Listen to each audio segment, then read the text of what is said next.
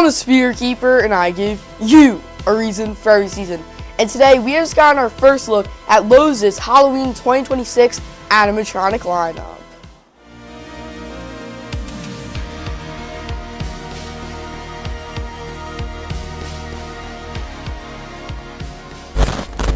We're only 10 days into 2026 and we already have quite a few animatronics that have been supposedly leaked, even though they are on the website as of right now, just not up for grabs just yet.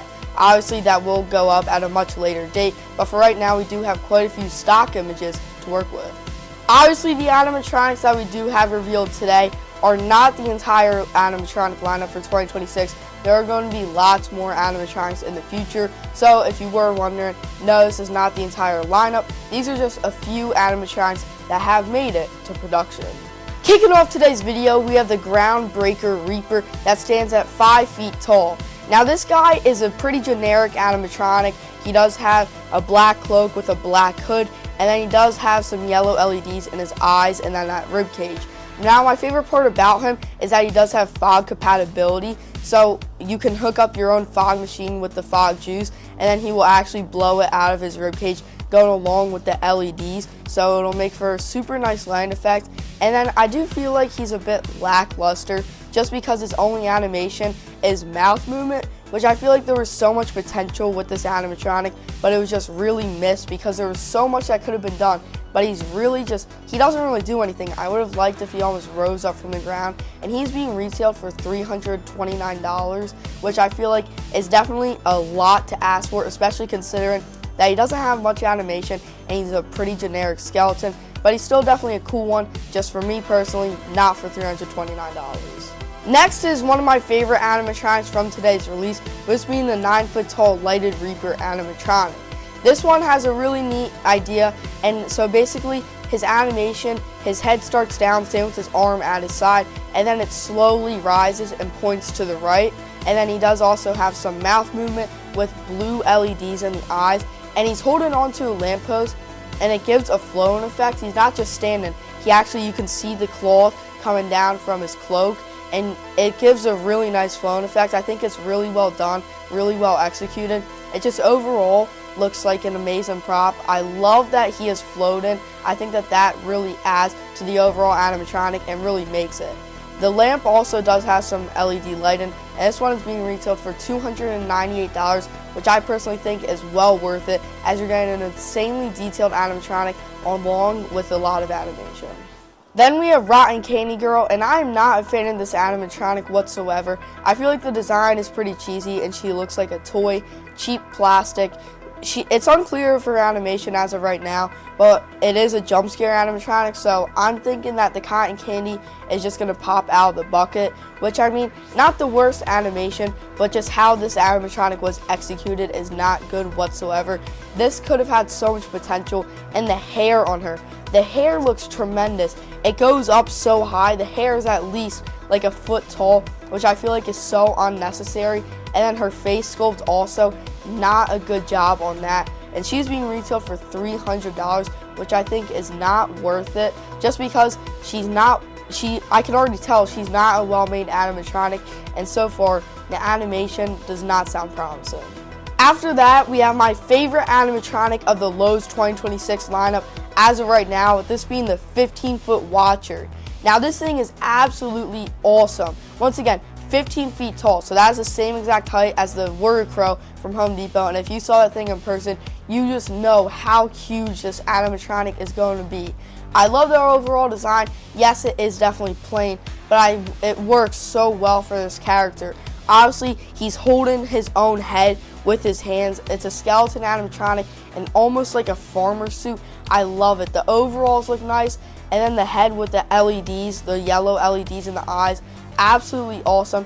And he's being retailed for $428, which, yes, that is a lot, but you do have to think he is outdoor rated and 15 feet tall, and the quality is also going to be really nice since he is, once again, outdoor rated. So $428, definitely not a bad price for this guy, and I'm definitely going to try to get my hands on him.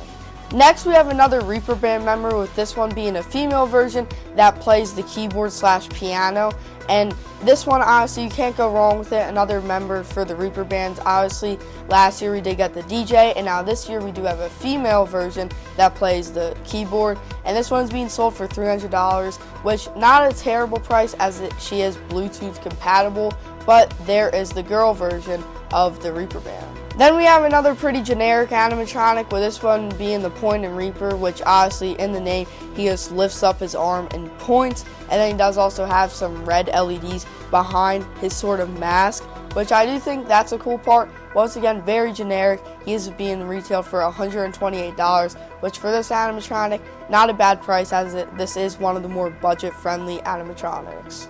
Then we have another witch animatronic, and this one moves her head side to side, so pretty generic, just like the last animatronic we took a look at.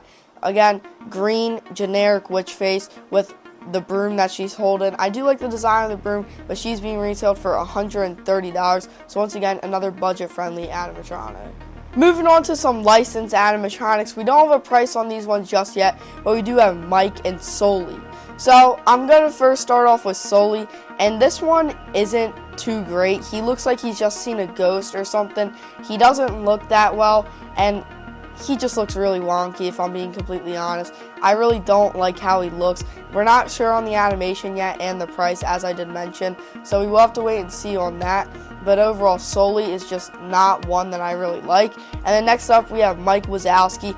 Once again, these are both from Monsters, Inc. And Mike I do like a lot better. Obviously, he's holding his hands up. I think that looks nice with the witch hat on. Once again, not anything scary or anything like that, just more for the Disney fans. And I do definitely respect these animatronics. I think that they're definitely not terrible, but Sully is just really not that good.